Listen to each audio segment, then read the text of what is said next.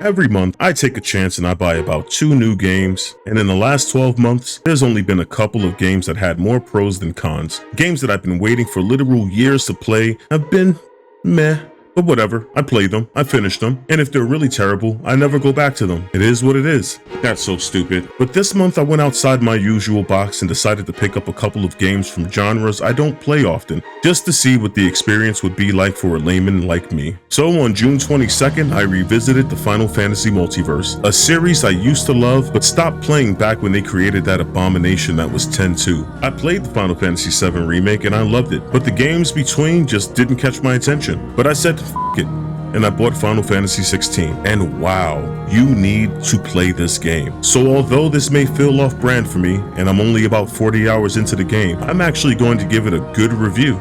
If you were expecting a slow-paced cerebral role-playing game, just get that out of your mind right now. Final Fantasy 16 is fast, it's bloody, and it's addictive, while still using all of the themes expected in the Final Fantasy game, the memorable theme, the crystals, the summons you remember, chocobos and moogles. Final Fantasy 16 is decidedly adult. This game pulls from the best of an assortment of games like Devil May Cry, Nier Automata and Replicant, and Final Fantasy VII Remake too. It strips out the tedium and takes you on a balls-to-the-wall ride. The further you go, the more intense it becomes. I recently had a fight with the boss that could have easily been a fight from Devil May Cry. The combat is extremely stylized, easy to pick up, but more difficult to master, and punishing in the way that it should be. You commit to your attacks, so spamming square will only get you so far, as the deeper you get into the game, the more diverse the enemy attacks become, calling for cautious play where the reward is finding the opening to do your more potent attacks. Like Final Fantasy VII, you do the bulk of your damage when you break an opponent's guard, but without having to focus on filling a bar to levels 1, 2, and 3 and unload your special abilities.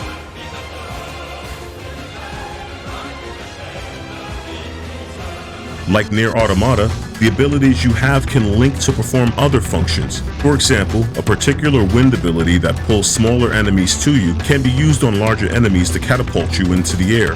What isn't explained is the ability can be changed with itself to further gain height and avoid enemies on the ground, or it can be changed with a ground pound attack that gets stronger the higher up you go. Unlike Automata, dodging isn't an ability that can be spammed, as the animation requires some timing. Your limit break is like a devil trigger in Devil May Cry, granting you an obscene power boost for a limited time, and the highly anime-inspired QTEs just remind me of what you'd see in the Devil May Cry series. Over the top, super cool, and unbelievable. Now, like Nier Replicant, many people have a problem with the side missions, but unlike Replicant, you won't have to literally travel from one end of the map to the other on foot to hand someone their mail. Some side missions gate extremely useful abilities like better weapons, increased potion capacity, increased potion potency, and even a chocobo mount. Are they all winners? No, not at all, but they do establish the world that you live in. Like in this one mission I did, branded people are slaves, and in one area the citizens are especially hateful to them. So this one side mission asked me to save this man's child from a wolf, and upon killing the wolf, you find out that the man and the boy owned it, and that they were sending out branded to quote-unquote save the boy simply for entertainment. They literally hoped you would be killed by a wolf because they thought it would be funny. You get nothing for this mission. Nothing but a clear understanding of exactly how little these people think of you. Now that's the type of storytelling I can get behind. Sure, some gil would have been nice, but a role-playing game that can make you feel what the protagonist is feeling is doing its job right. So while this review may seem a little premature for me, while still having a good chunk of the game left to play, I absolutely suggest that everyone should give this game a try. If you suck at measured combat, there's items you can wear that'll take care of dodging, simplifying the combat to one button, and even healing you.